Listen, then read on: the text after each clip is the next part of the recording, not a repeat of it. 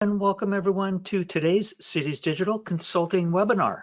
My name is Kyle Niebel, technical trainer here at CDI, and our topic this time is getting started with records management.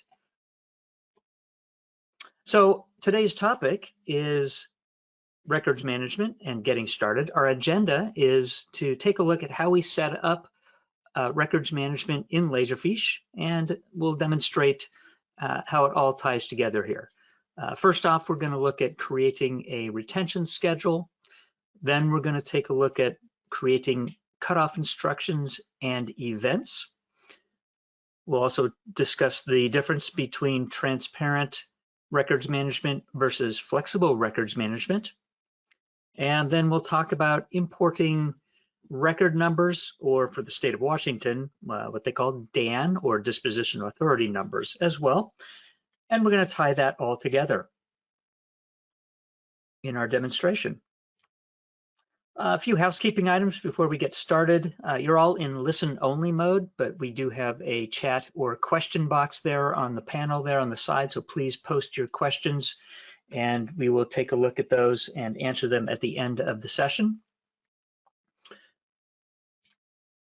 And if you do want to get slides or screenshots, we can get those upon request, so you can email us later on and get that.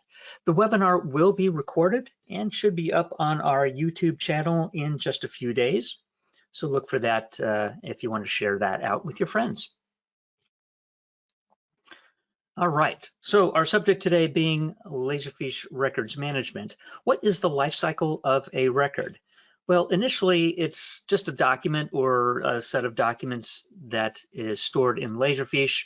In this case, could be anywhere else, but in our case, we're talking about Laserfiche. So therefore, we're talking about documents stored in Laserfiche, and they'll be used in normal manner, distributed to other users. They're in an active area, and we can see those items in our repository, and everybody else who has access to those documents can see those as well. All right. Now, at some point, the active documents need to be put into retention, or in other words, made inactive because they're not used very much anymore, or we need to keep them for a certain amount of time within the system according to rules that we have to live by as records managers. And that's what we see here. And finally, at the end of that retention, there is some sort of disposition, whether it be destroyed or archived off-site so that we can gain access to them later on, but we don't want them in the active system. Just depends on the rules that we live by, right? So with that said, what we do is in Laserfiche, we will create retention schedules, which tell us how long a item needs to be kept, and then what is done at the end of that retention. A lot of times they are kept for a certain amount of time and then destroyed, but they could also be archived off-site, which Laserfiche refers to as accessioning, but you can set up retention schedules very easily, and we'll show you that here today.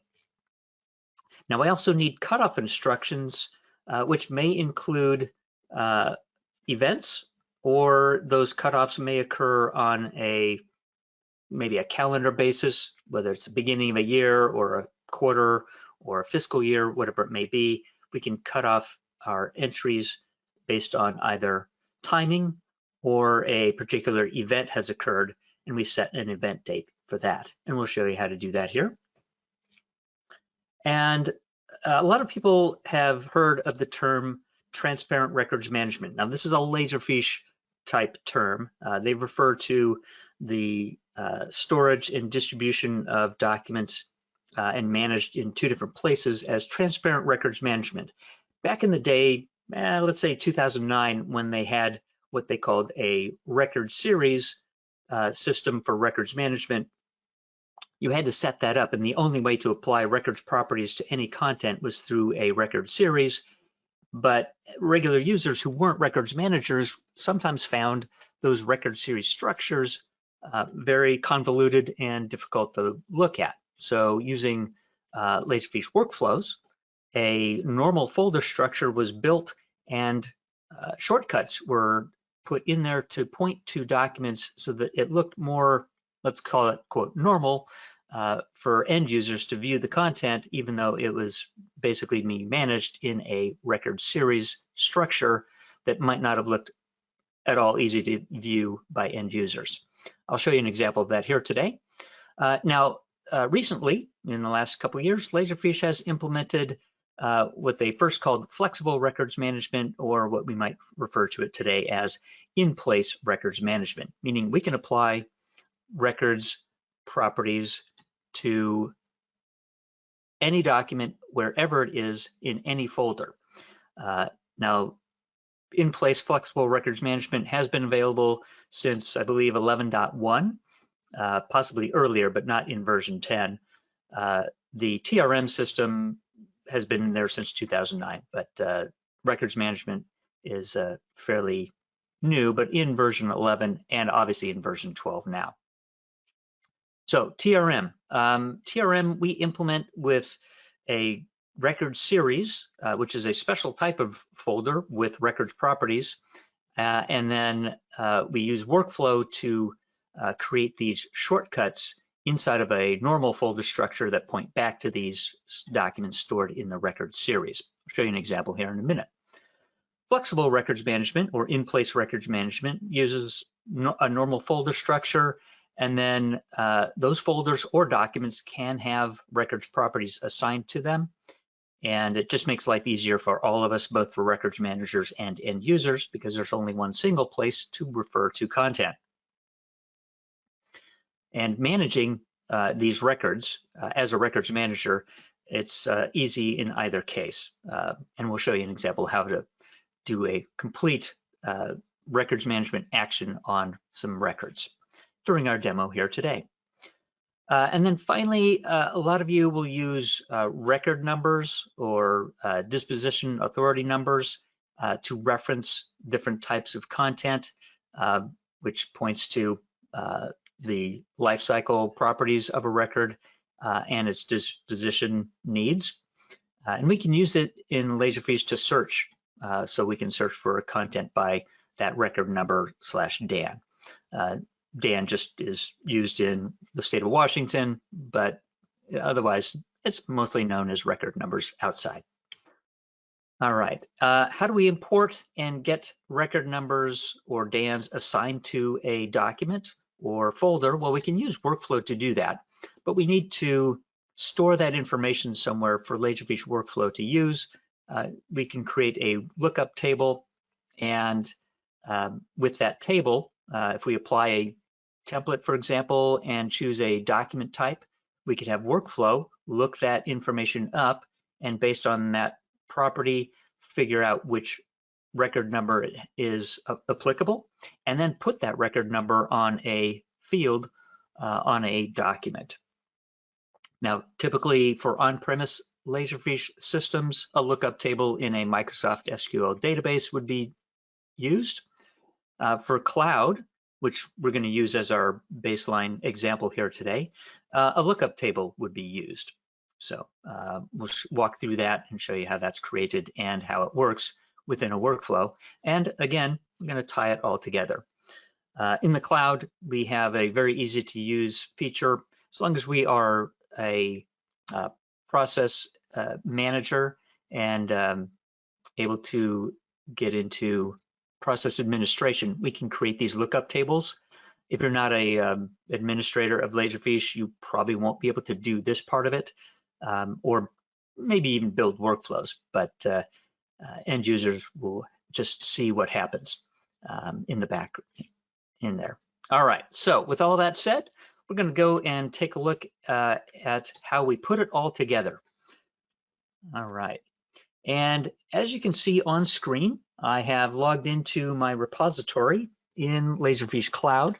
This could be an on-premise system or cloud, or a web client using your on-premise system. I have Laserfiche Cloud. I've got my repository here. And the first topic I mentioned was transparent records management and the creation of our record series, our cutoff instructions, retention schedules, and things like that. So let's take a look at that first up. And if we go to, in the cloud, there is a repository administration area, and they have a section called records.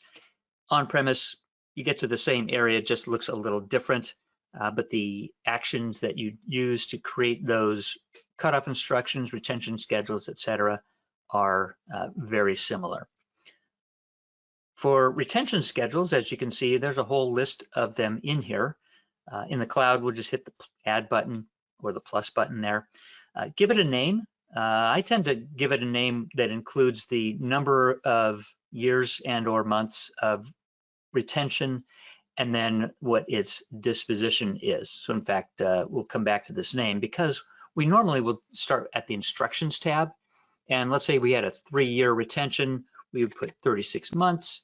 And then at the end of that, our choice would be of 3 choices: accessioning, meaning offsite storage. So we're going to export the data and remove it then from Laserfiche and put it onto a portable drive and store it somewhere else. If we just need to get rid of it, we can do an immediate destroy, or if it's permanent storage, we could do none as well. So that's pretty simple. Now there is alternate instructions which could be based on an event type, change the retention schedule to something different if a particular event occurred within the life cycle of the content. All right, not as frequently used, obviously, but available within the retention schedule system. And then coming back, once we've set it up, this might be a 3 years, then destroy is our name. All right, and as we can see, we have a list of those retention schedules. And these get applied to the records as records properties. We'll see that in a moment.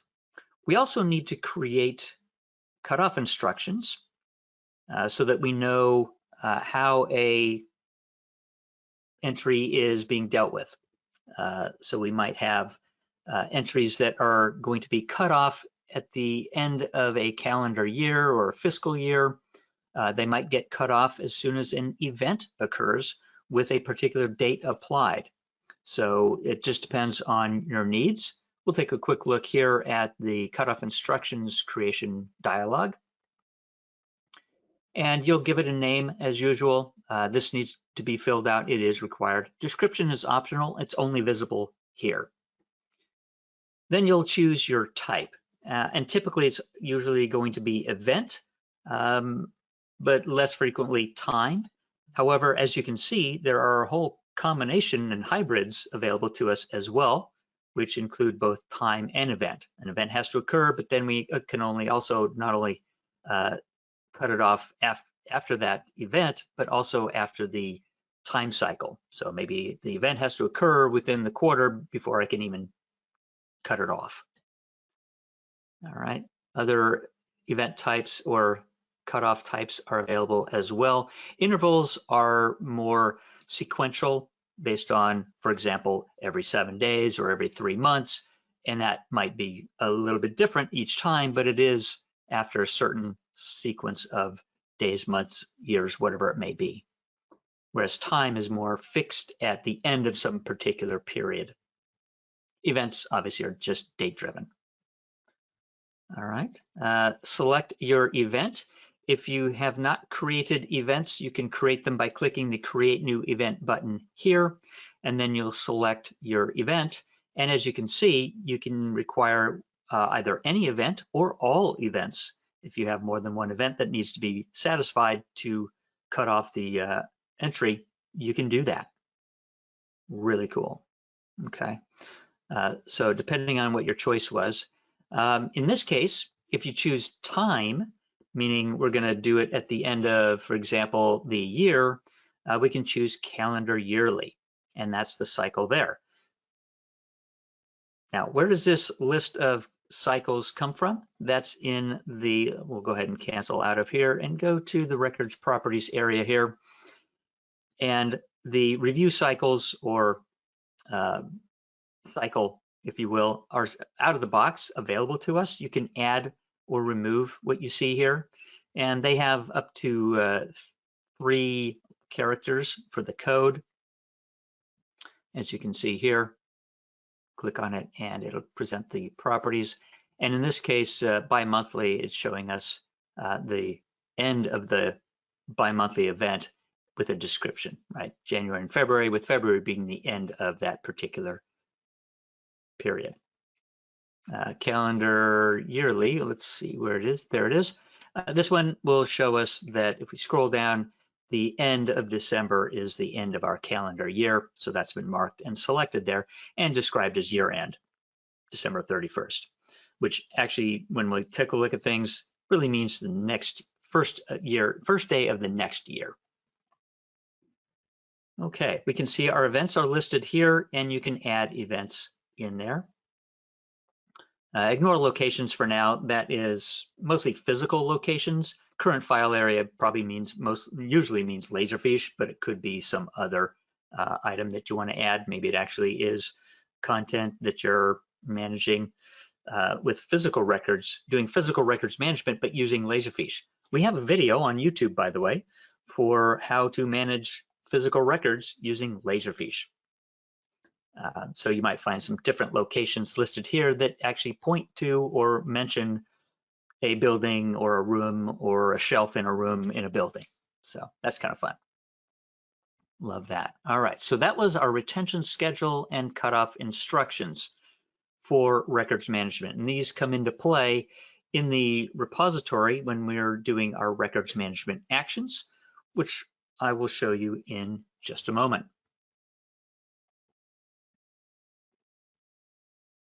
All right, so the repository, we go back and look here. We mentioned transparent records management versus a flexible or in-place records management. And I'll show you an example here. For normal records managers back in the day, we had quite a few different items where we had a transparent records management area that looked like a regular folder structure. So we could go look at, for example, I've got a HR type folder structure here for employee files. And then I want to see all my employee records in here. And I can see that we've got, for Connie Consultant, we've got her background check and her application. Okay, great. But notice they're shortcuts. They're pointing back to this. All right, now, where are they in? So this is assuming we're using TRM, which is the old way of doing things. And our preference these days is to not do that in order to manage our records. It's just a lot easier for everybody if we just manage using flexible records management. But if you had one of these systems set up and you had these record series created, which I'll show you here, you could leave it in place. It's a bit of an effort to migrate off of that. So sometimes it's less invasive to just leave as is, as you can imagine. So let's take a look at what a record series might have looked like. So we've got this record series. And in fact, let me go ahead and show you the properties of the record series. So we'll highlight our repository, highlight the record series folder, and look at the details. Now these details are visible both in the Windows client or a web client or in the cloud. They're all the same. The content might be found a little bit different, but it's all there.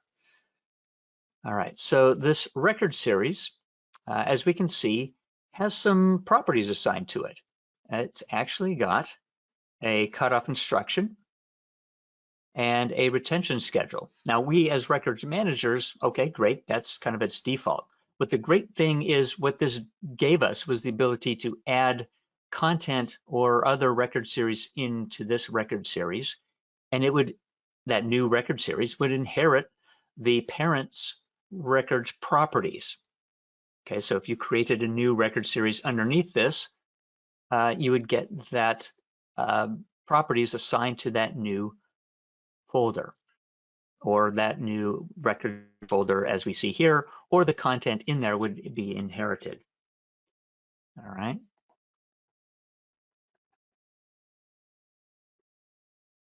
Okay, now looking at the properties of this records folder, and the way it was created, just created a new folder, and that folder, I actually manually assigned the records properties, but the content in there inherits, for example, document would inherit the record series properties. So if we go in, notice we now have, for our employees, we have two different types of record series here. We have our employee applications, and I've named it with the cutoff and retention schedule. You don't have to, but I'm just for example's sake showing you this. So we can see that if we select this particular folder, you can see it has the cutoff instruction of at the end of the calendar year, and then its retention schedule there as well. Okay, and we can see that it has some other lifecycle properties available here on there. As a records manager, you might be able to edit some of the properties on here, but then let's go look in to see what we have for applications. And we see that we have some records folders for our two employees. And if we drill down even further, we can see Connie has an application and Sally also has an application. Okay, great. Okay, so as record managers, great, we have that type of record. And then we also have background checks. I don't have Sally's folder in here, but if you look at Connie's background check, you'll notice that it has inherited the cutoff instructions and retention schedule of its parent. So we could put more documents in here. If I fake it and say create a new blank document, just calling it whatever we call it, hit create. If we look at the properties on that document, notice I did not have to apply any properties for records management, it just inherited them. Okay, so, and that occurs whether you regardless of whether you're using flexible records management or record series, but record series was a bit more formal and locked you into some behaviors and the need for workflows if you wanted to do what I'm talking about here, which would have been to look at that employee's information. For example, Connie, notice we have Connie's application and her background check all in one folder. As an HR, maybe staff member, I want to see all that in one place. A records manager is looking at these two documents in two different places. So it becomes a bit more tedious for end users to have to be looking in record series for different documents because they're split out based on their different retention policies and cutoff instructions. Okay, so kind of annoying when it comes to that. So the use of transparent records management used to be done. I would say if you're starting from scratch, the better method is to do flexible records management, which all you have to do is create a folder, or you can even put documents in there and have workflow assign records properties to those documents right off the bat.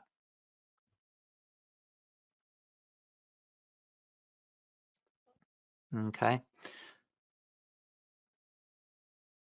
So that is there. Some people are saying they can't see the screen. It is being shared. So unless somebody has a unique issue, it is being shared.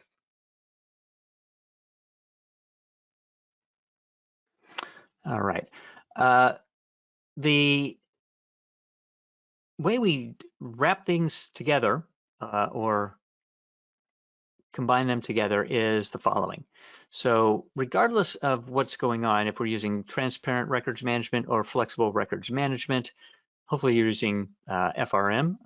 Now we can convert that. It's a bit of an effort and we do provide those services, but sometimes it's less invasive, as I said, to just leave it in place. All right. So if we have some records, we can manage them, and that is easily done. We can select our records, and depending on the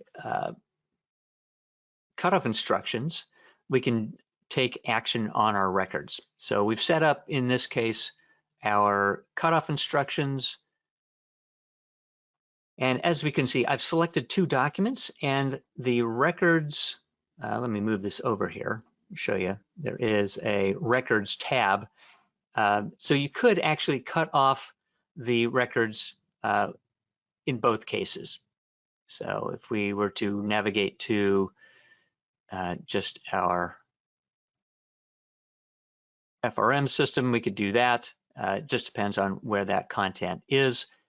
In our case, we've got that in there. All right, so Connie's got some documents. If you select a single document, the records properties looks a little different.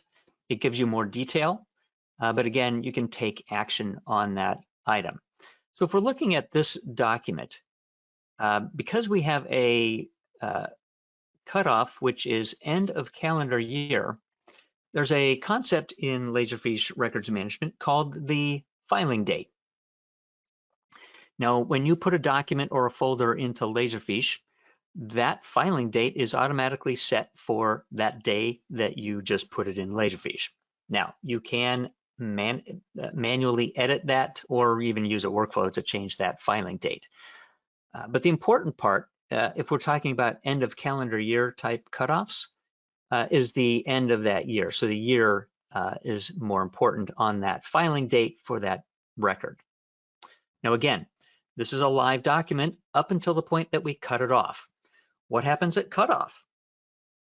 It becomes a read-only record or document in Laserfiche, and at that point we would call it a record because it's now been formally marked as cut off, and now it's a record, not a regular document.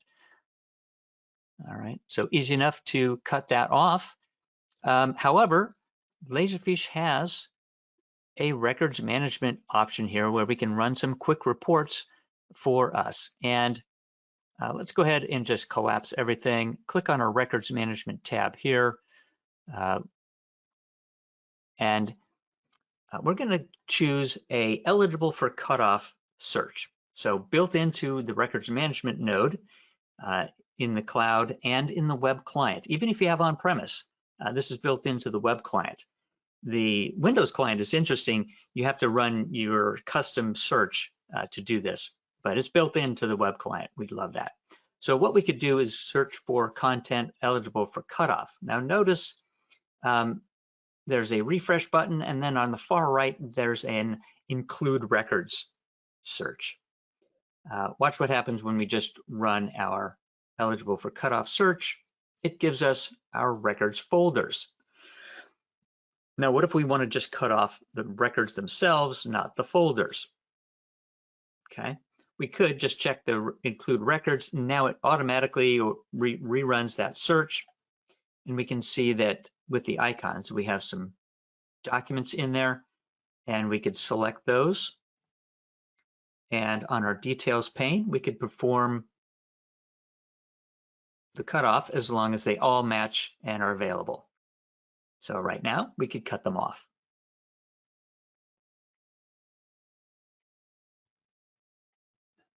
Okay, so let's do that. Let's go ahead and put those items into retention, if you will, and cut them off for whatever that period of retention is.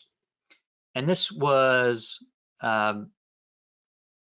because the filing date on all these documents was a couple years ago, right? Or at least prior to the current year, at the beginning of the year. So we'll click OK on that. And the properties will change. So if we select a single document, it has been now cut off. It was eligible for cutoff back in the 1st of 2023. So we're a little late to the party. But when it comes to records management, the clock ticks for destruction no matter when you actually did the cutoff. As long as the cutoff was done, it's then eligible for disposition or destruction in this case at the time that you normally would do. So if it was cut off here, then it's retained for its regular period of time. The eligible for cutoff, I'm using Laserfiche Cloud here, for example, but this would be visible in the web client for an on-premise system as well. And then it would show you a list of those either documents or folders that you might want to cut off. Okay. In the Windows client, you have to just run a records management search. It's not pre-built. You would actually probably want to build your searches and save them. But as a records manager, once you've saved those custom searches in Laserfiche's web client, or sorry, Windows client, then it would be there for you later on.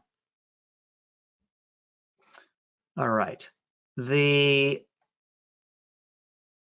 properties are now applied. So our items are eligible for destruction at a later date.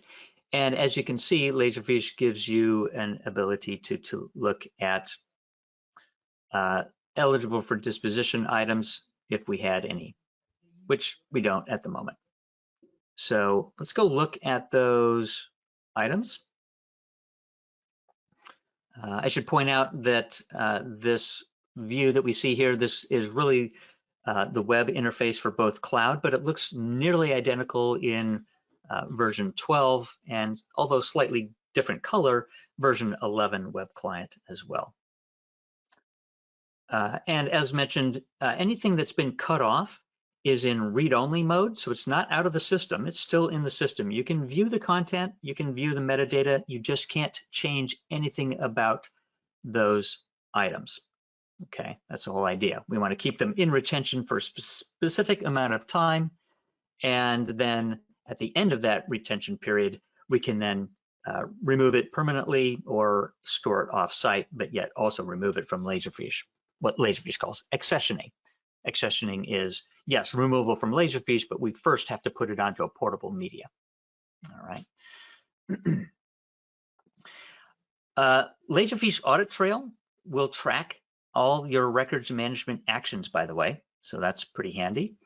And if you want to, you can create workflows that generate reports before you take any actions, so that you can have a list of content that you need to review prior to that final disposition step. I should point out that Laserfiche workflow can do the cutoff for us. We can build a workflow that looks for anything available for cutoff and then cut it off for us. Workflow, however, cannot do the final disposition.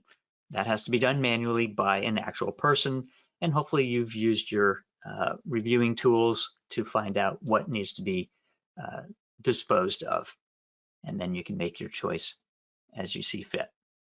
All right, pretty cool. Okay, so with our content cut off, now maybe we then have gone past that time, and now it's available for disposition, and you can select that folder depending on what you have. As you can see, I could cut off the folder, which, by the way, if there's content in that records folder and you cut off the records folder, you have also cut off the contents of that folder. So any documents within that folder are also cut off at the same time of cutting off that folder, if you were to do it that way. A lot of us like to do disposition actions on just documents, but if they're all the same in the same folder, could be maybe a more generic folder, not per employee. This is just one example. You could cut off everything within the folder, as long as it has the appropriate filing dates applied to that folder. So as we can see, the filing date was somewhere in 2022. We're a bit late here, so we could cut off the folder. But if we look at the properties on this application, because we already searched for documents, we should have already applied that. So it's been cut off, right? So this one's already cut off. So cutting off the folder is just kind of a redundant step, I think, in some cases. But it just depends, all right? So I don't want to confuse you. You could cut off a folder as long as all the content in there deserve to be cut off at that same time. Hopefully that makes sense. Now, normally, if you're using the flexible records management, you wouldn't have these record series. You would just have the content in there. All right. So the retention period is set. The disposition or the retention schedule is there. On this case, it says 6 years, then destroy, and its type is just destroy. And here's an interesting point that a lot of people like, and we typically implement, is that we keep the metadata after destruction. What does that mean? Well, in Laserfiche, you know the name of the document, and it might even have had field values assigned to it. But upon destruction, even though we're keeping the metadata, we're kind of keeping a example of the document still being in the system. And yet, if you tried to open it, there would be nothing in there. Okay, so you couldn't see any content. The document or the Word document or the scanned images would no longer be in the system. The name of the document would be there. It actually gets a slightly different looking icon. And then if you want, you can actually run reports for items that are no longer in the system. So ones that have been destroyed or have been accessioned, you can actually run a report for that. You could even build a workflow that creates that kind of report as well.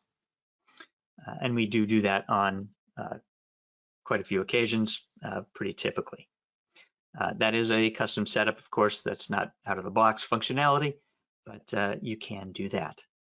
All right, so that metadata is pretty useful, and it basically leaves the name there and any field values that might have been assigned with a template. Notice right now, because this document is cut off, the template cannot be edited, right? It's in read-only mode. So I can't change that, nor can anybody.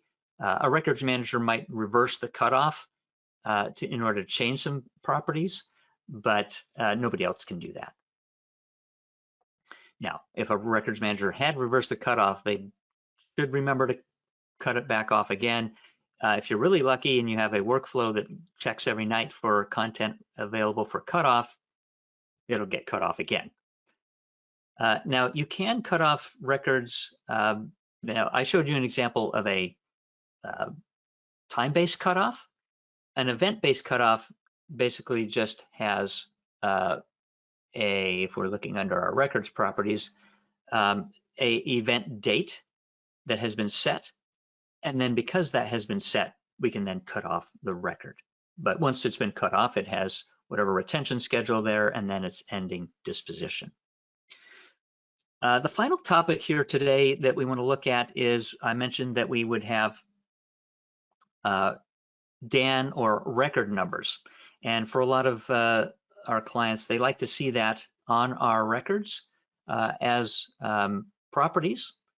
And I'm going to show you an example of how I've got a workflow that assigns that and also assigns records properties on a document as well. So I'm going to tie it all together with a workflow demonstration here. And what we can do is, I've got this demo version 12 template folder, and I'm going to show you one of the neat new features in Laserfiche Cloud about and version 12 on-premise that shows us how we can make a really interesting looking template.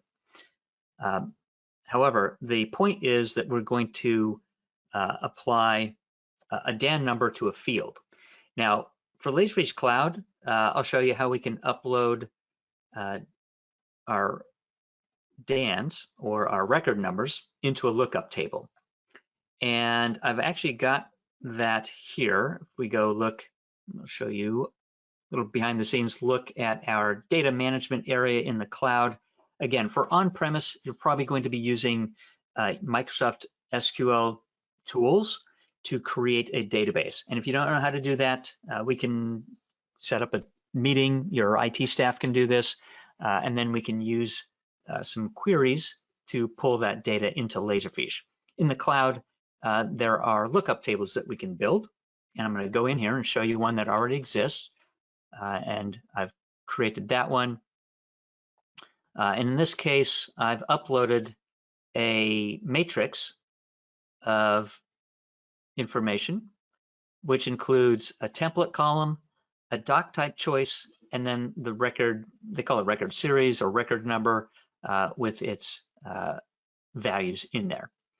And we will find that a workflow can apply this record series number based on the chosen template and doc type in here.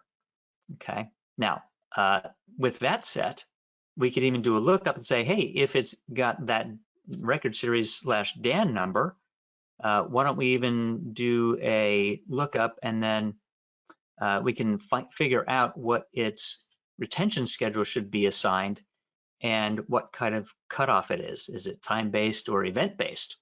And even set some records properties based on the record series number.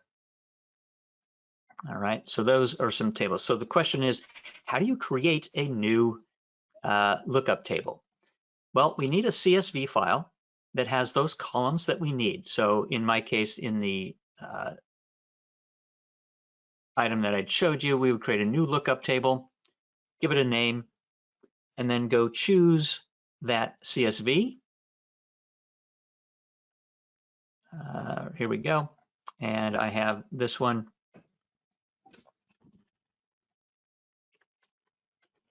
Now I have already done this, so I'm going to just create a second test lookup table here. We can enable this lookup for other purposes aside from workflow. We can put it as dynamic fields on a template. You can make it read-only. That's pretty cool, but just an example here. It'll then show us, yep, we have 3 columns. It shows us some sample data. And if we like what we see, we just hit create and we're done creating that lookup table. And alphabetically, there we go, same thing. So I just cleared that, and then if we go down, we can see here's all my KK records. In this case, I did a field identification for our workflow. The workflow is going to look at some properties when we upload a document. So I'll show you what it does, and then you'll see, we'll go look under the hood and see how that was done. So what I'm going to do is you can either upload a document. For testing, sometimes we'll just create a blank document. And I'm going to call this a meeting doc 1. And I could let workflow auto name it, but I am going to choose my version 12 template. And check this out. This is new to version 12.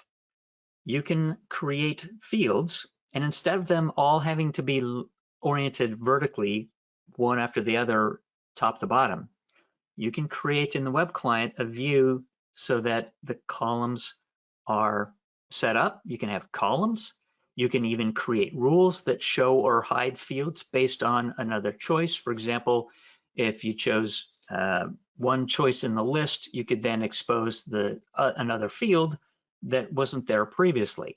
So you can create rules to show or hide fields. You can rearrange the fields to show them in 2 columns, 3 columns. Really a much easier way for a more dynamic experience when looking at content. So this is new in version 12, just a brief look under the hood. In my case, I have set it up so there is a meeting and internal committees meeting. I'm going to put a document date, which might be used for other purposes. So I'm going to change that date to 2022, which is our filing date, actually. We'll see that in a moment. I'll leave that category as a generic entry. We don't use that in our workflow here. Make sure I type that correctly and then hit create. So now we will see a couple things. The document type will be filed as a new folder. So in our case here, we don't have that folder in the system. There's the document. Notice up in the top right corner for web client users, whether you're in the cloud or on-premise, new content or changes to what you're seeing are indicated by that green dot on the refresh button. So let's go ahead and refresh that. Okay. And that then moved it somewhere.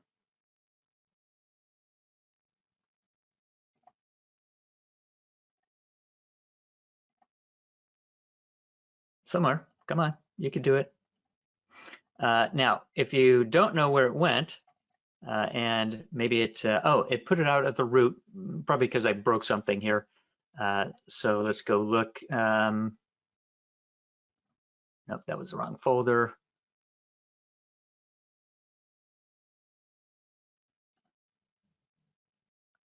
Make sure we're finding it.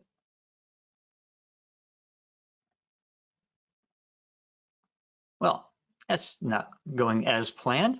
I don't know why it disappeared on me, but that's kind of interesting. It should have moved it in there. And if we don't know where it is, we can always do a quick search filter based on created. And let's look for documents by type. Actually, we want to look for a folder within the entire repository, and we're going to look for just folders. And we'll say today. All right, there's our meeting staff and folder. And where did it go? Interesting. It's there now. Okay, that's where I expected it to be. It just didn't show up.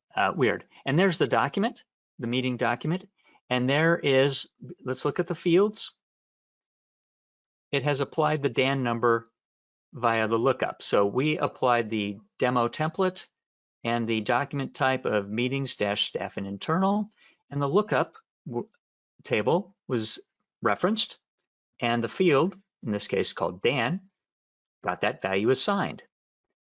And then another workflow actually applied records properties.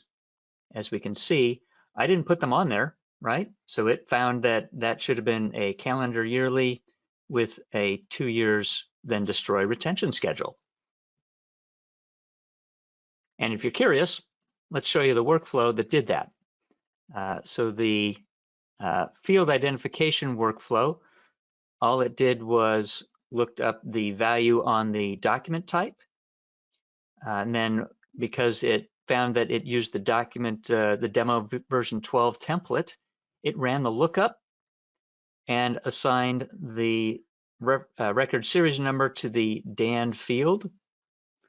And then it moved the entry to the folder path that it should have been in there. So there it is. And then it actually triggered a second workflow, which was to apply the records properties to that document as well. And in fact, you can see that here if you're curious. This workflow looks at the entry. It then does another lookup based on the DAN or the record series number, and it pulls back, let's show this a bit more, the retention schedule, cutoff instructions, and other properties that should have been put on there. And then based on whatever that retrieved retention schedule, it applied the retention properties onto that entry. Set the events. If it was an event date, it might have set that. If it's a filing date, it might have set that. So you can build these workflows that take care of all the records management for you. And the only thing you have to do is run reports within the repository that looks for eligible for disposition. Pretty cool. All right. So an example of how records management is configured and a bit of under the hood view of items in there. So at this time, I open it up for just reviewing any questions. I see that there was quite a few. I think I answered some of them as we went through here, but I'm going to go through the questions a little bit more. And let's take a look at some of those. Like I said, the records management features, if you're licensed for this, it's available in version 11.1 at least, and possibly 11.0. The transparent records management has always been there.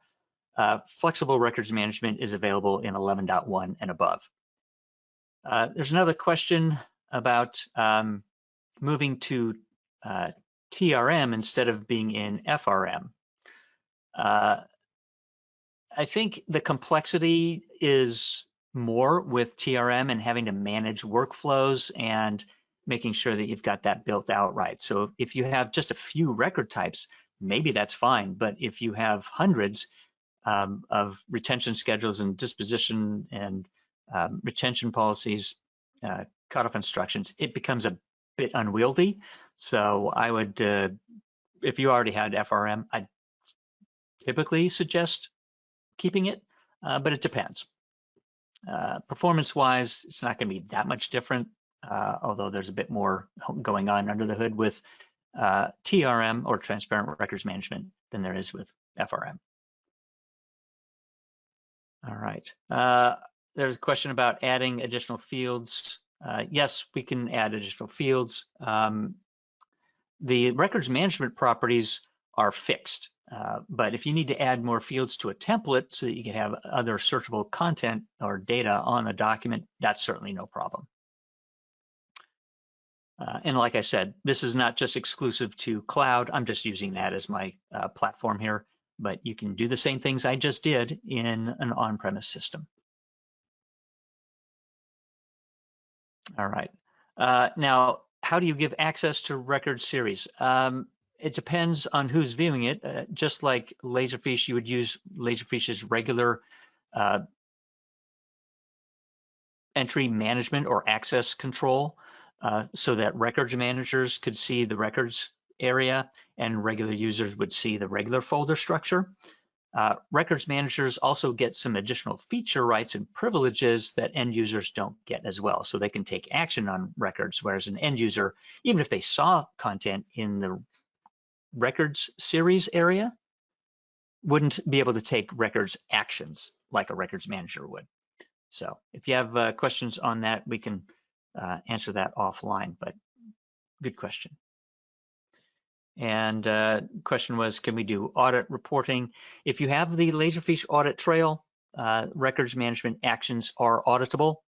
And then, like I mentioned, we could also build workflows that before you do any records destruction can generate reporting and give you a nice list of what to review and then decide what you're going to manage. And then after the fact, with that property, remember the retain metadata setting on our properties for a particular retention. If you retain the metadata, you can then run another report that shows you what has been destroyed or accessioned. Okay, so that's really handy. So there's the retain metadata checkbox, always useful. Okay. All right. So again, as mentioned, this webinar will be available to the on our Cities Digital YouTube channel in just a day or two. So once we get it edited down, we'll get that out to the channel and it'll be available for you to view later on in just a day or two. All right, so let's just wrap this up. Go ahead and conclude. All right, so we've gone through our questions. I don't think we've seen anything else. Oh,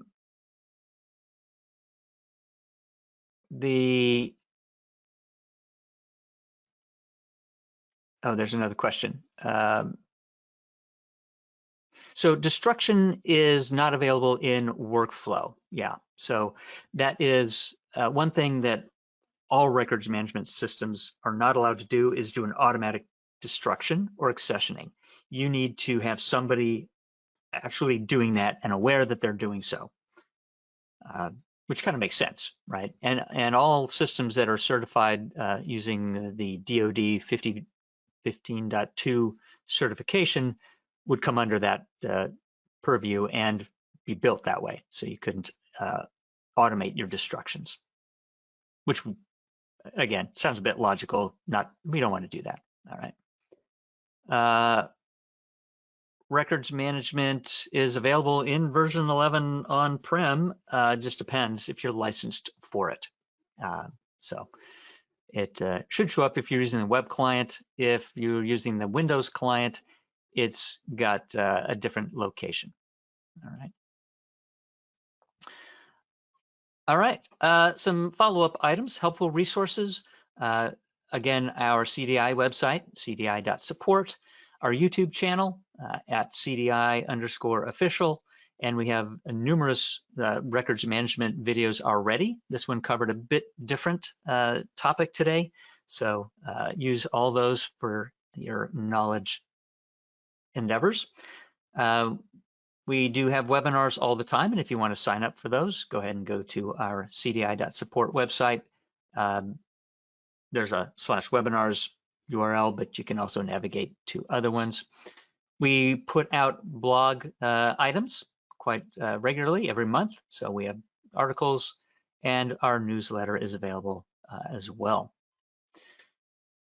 Laserfiche has resources as well.